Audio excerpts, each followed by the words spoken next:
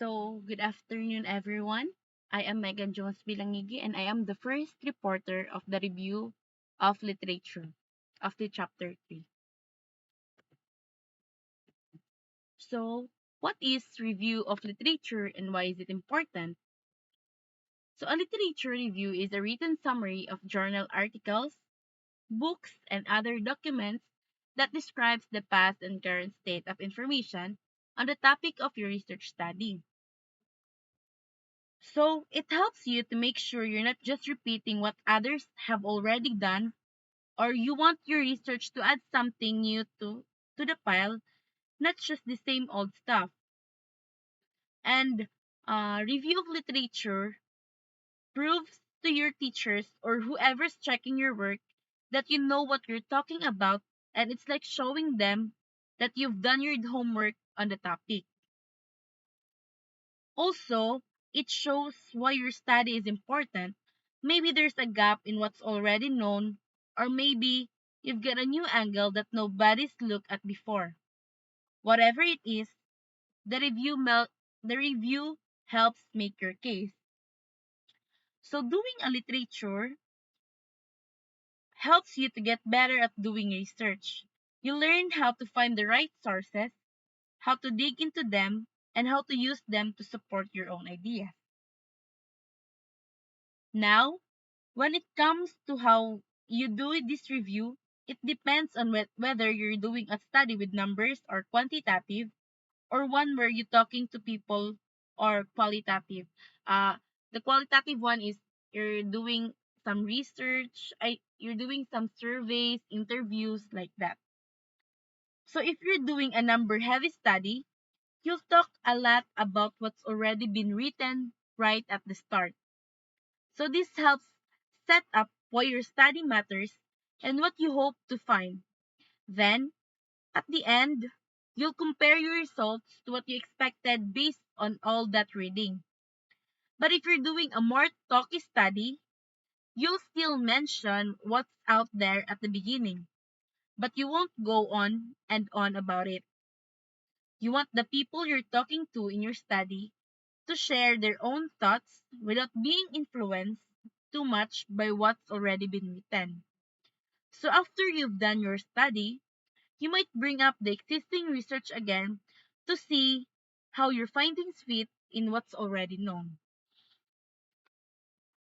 So, by conducting a literature using computer databases, you develop your skills in locating needed materials in a timely manner.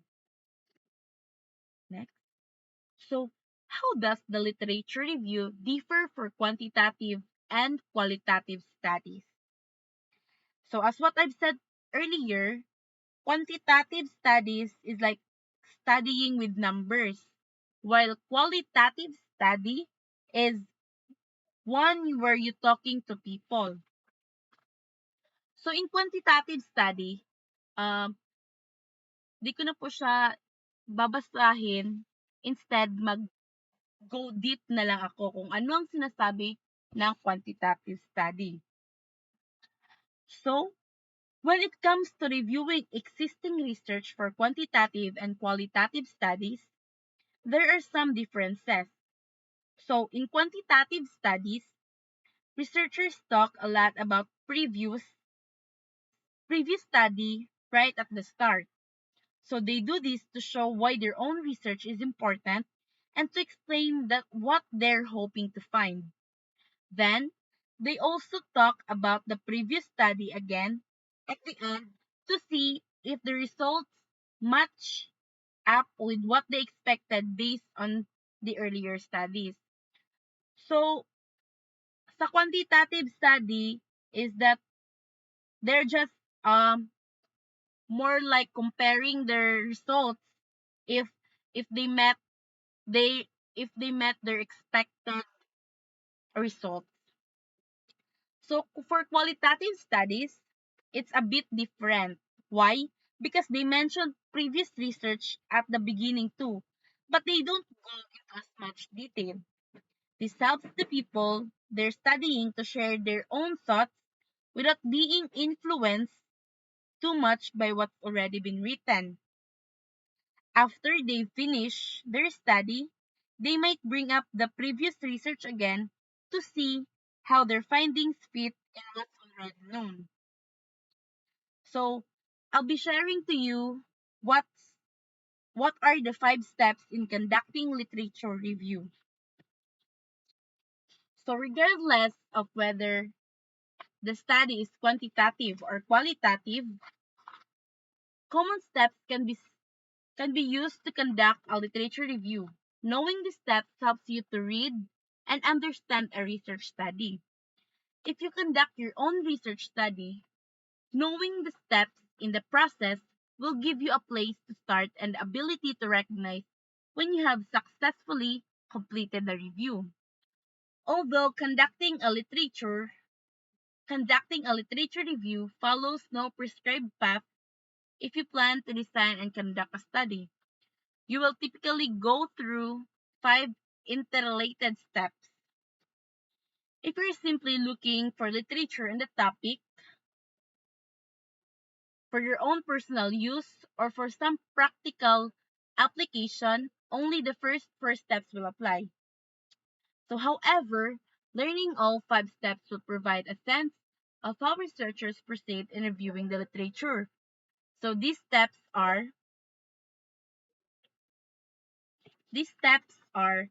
identify key terms to use in your research. Ulit, identify key terms to use in your search for literature. So here, first, you figure out the important words and phrases related to your topic. So this helps you search for relevant literature effectively. Number 2, locate literature about a topic by consulting several types of materials and databases, including those available at an academic library on the internet. So next, after you uh, after you figure out the important words and phrases related to your topic, the next step is that you search for information using various sources like academic libraries and online databases. So this step helps you to gather a wide range of material on your topic. After that is critically evaluate and select the literature for your review. Once you have found your literature, you carefully assess its quality and relevance to your research. You choose the most valuable sources to include in your review. Number 4, organize the literature you have selected by abstracting or taking notes on the literature and developing a visual diagram of it.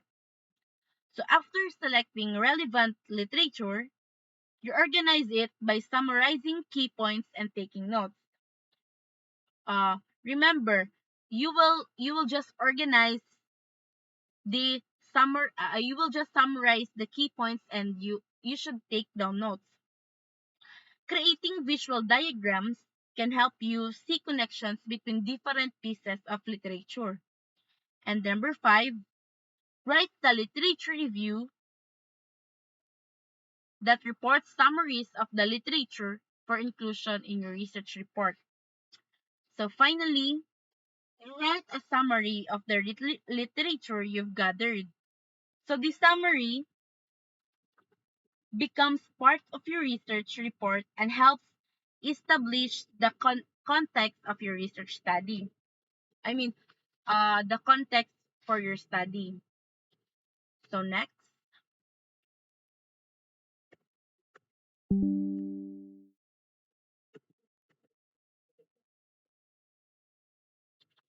So there are different types of literature. To find summaries of educational research, you can start with sources like encyclopedias. Uh, in Easy Word, you can just scroll in the internet to find literature. You can find you can find your literature in the dictionaries, glossaries, handbooks, statistical indices, and other. So, to start searching for relevant literature, oh sorry, so before I tackle the different types of literature, I just add something previous to my lecture. So to start searching for relevant literature, you need to narrow down your topic to a few key terms. So there are different strategies you can use for this. One way is to come up with a working title for your project and pick out two or three important words from it. Yes.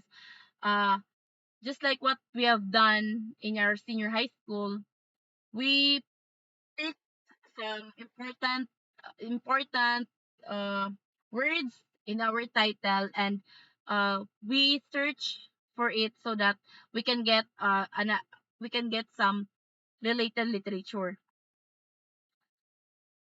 One way is to come up with a working title for your project and pick out two or three important words from it. So you can also create a simple research question and select keywords from it.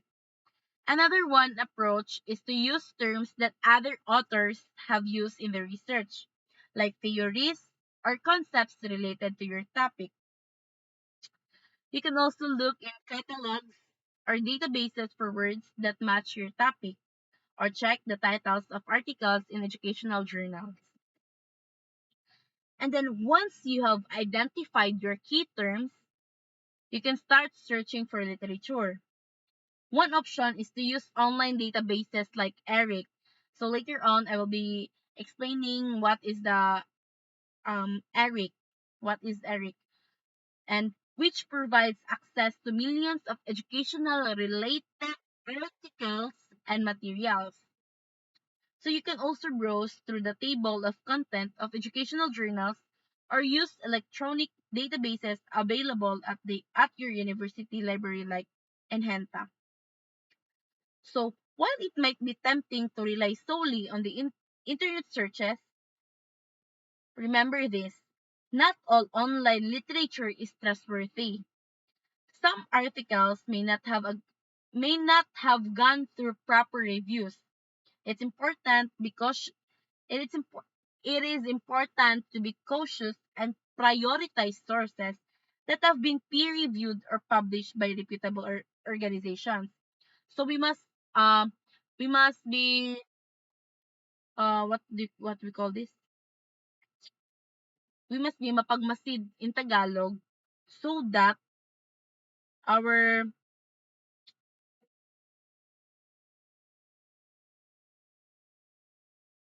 so that we must keep in our minds that if we want to search for literature, make sure that it is safe and more reviews. Additionally, asking faculty or peers for recommendations can be helpful, but it's not as systematic as searching through library resources. So by following this step, you can gather a range of literature in your topic, and this will help you build a solid foundation for your research and ensure that you have access to reliable information. So let's go back here in the different types of literature, as what I have said earlier, that you can just uh see literature in just one click in the internet. All or you can scroll it down in the internet, in the encyclopedias, dictionaries, glossaries, handbooks, and many more. So to find summaries of educational research, you can start with sources like encyclopedias, dictionaries, glossaries, handbooks, and and it, just like the Encyclopedia of Educational Research, it covers a wide range of topics and provide useful background of information. So,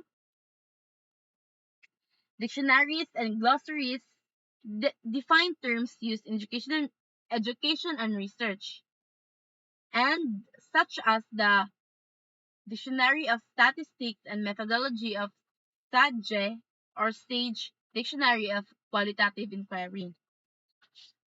So, I will be explaining what is statistical indices or and abstract series. So, statistical indices, such as the Digest of Educational Statistics, compile statistical information on educational trends, so which can be helpful for literature reviews. Reviews and syntheses published in journals like the Reviews of Educational Research provide comprehensive summaries of educational research. Abstract series like educational administration abstracts or child development abstracts allow for broad searches of journal articles by which the journal articles by subject area. So databases that index journal articles both in print and online are very valuable resources for finding hundreds of articles on educational topics. So um, below the different types of literature, as you can see in the screen, is the are the six important databases offer easy retrieval of journal articles and other documents related to the education. So this six helps us to uh, find literature in a simplest form. So this ERIC 1991, this database established in 1996 by the U.S. Department of Education. So ERIC 1991 is a valuable resource for educational research because it contains a wide range of educational related documents selected by the reviewers from different sub-content clearinghouses. So these documents include journal articles and reports, and each entry provides key information like author, title, descriptors, and a brief summary. So number two is these databases are important for uh, finding research articles related to psychology. So, for example, if you are in the field of psychology, this um, this database will help you to find related literature in the simplest form because it covers a vast array of psychological literature dating back to 1887. So it is available in print, CD-ROM, and online formats. So they index over 850 journals and provide bibliographic citations, abstract, and key phrase identifiers for articles, dissertations, reports, and books. Next, the sociological abstract. So this database, available in various formats including print, CD-ROM, and online, because it offers access to literature in sociology and related fields. And also it contains abstracts of journal articles, conference papers, dissertations, books, and book review from 1963 up to the present. Next, social science citation and the index. So just like in the psychological and sociological, this database is also available in print and CD-ROM. So this one provides cited references to journal articles in the social sciences. So it allows researchers to find articles that have cited a particular work covering a wide range of disciplines within the social sciences. Next one, is the EBSCO Information Services. This uh, this information services provides access to over 150 databases and thousands of e-journals. It provides table of contents, abstract, and full text articles for academic research.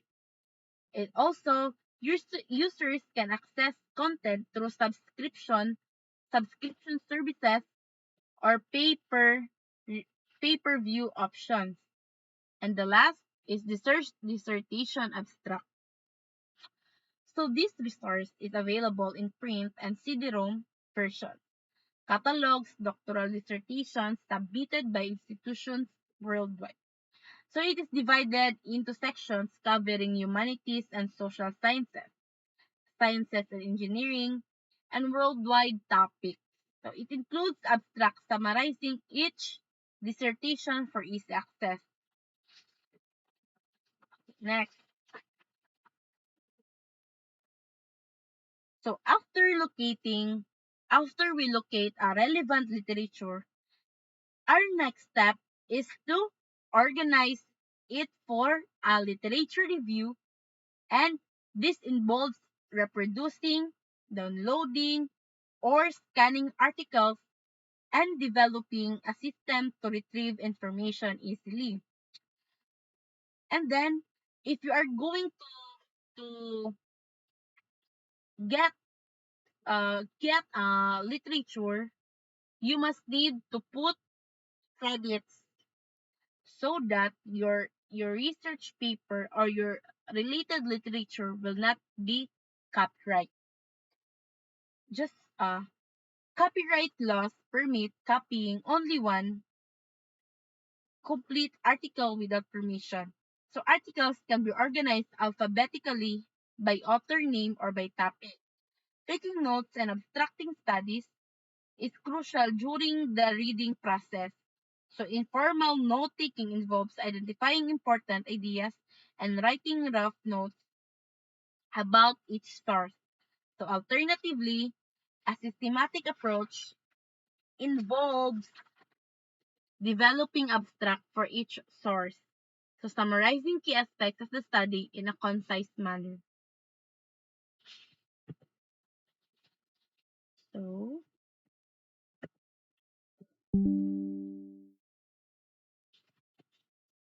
so abstracting, um, in summarize or in conclusion, abstracting a quantitative research study involves identifying the research problem, research questions or hypotheses, data collection procedure, and result. For qualitative research, similar topics are identified, but the headings reflect terms commonly used in qualitative research. So these include the research problem, research questions, data collection procedures, and findings. So each abstract should provide a brief summary of these elements and include a complete reference to the source. So this process ensures that researchers have a clear understanding of the literature and can be effectively incorporate it into their own work. So that's all for my part, and I'm giving now the virtual floor to Miss Apple Shane Bueno. So good afternoon. I'll be discussing the next slide ko mix. So I'll be discussing the re-examining the parent involvement and the mother's trust in principal studies. So in both the quantitative parent involvement study based on Deslandis and Bertrand in 2005 and the qualitative mother's trust in principal study. So Shilden et al.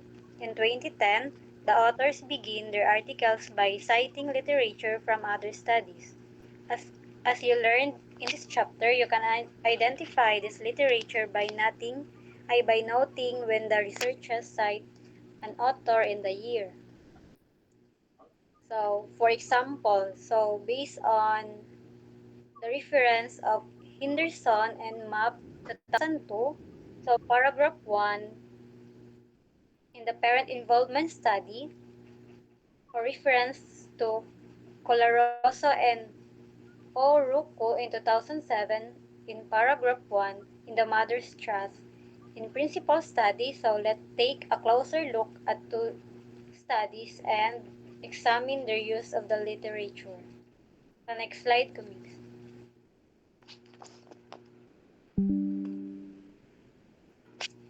So in understanding concept and evaluating research studies.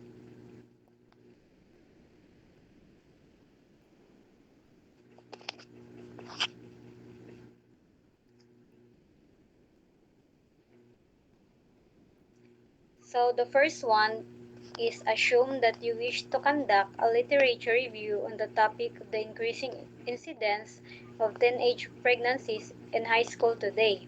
So what two or three words would you use to research for research on the topic of using the EREC database? So the second one is run a search on your topic using one of the online databases, ERIC, PsycInfo, EBSCO. So what criteria would you use to examine the quality of the articles that you find in your search? So the last is using a reference that emerged from your online database search. And number two, write a correct APA in the SEC edition and of text reference for the literature citation. Pa next slide ko.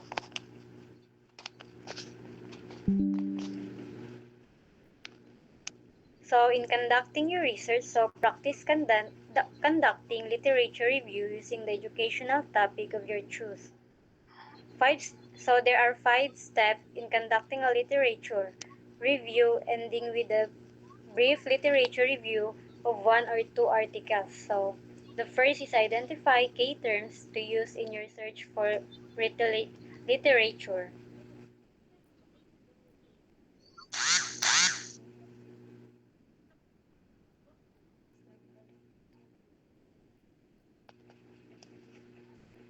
So the second one is locate literature about a topic by consulting several types of materials and databases.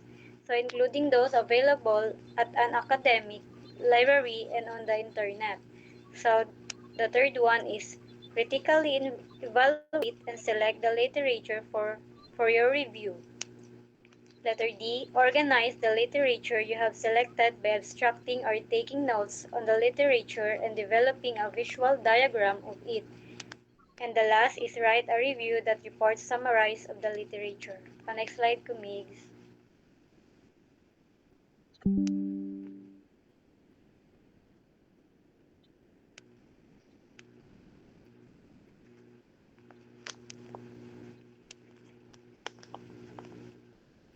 I think done now.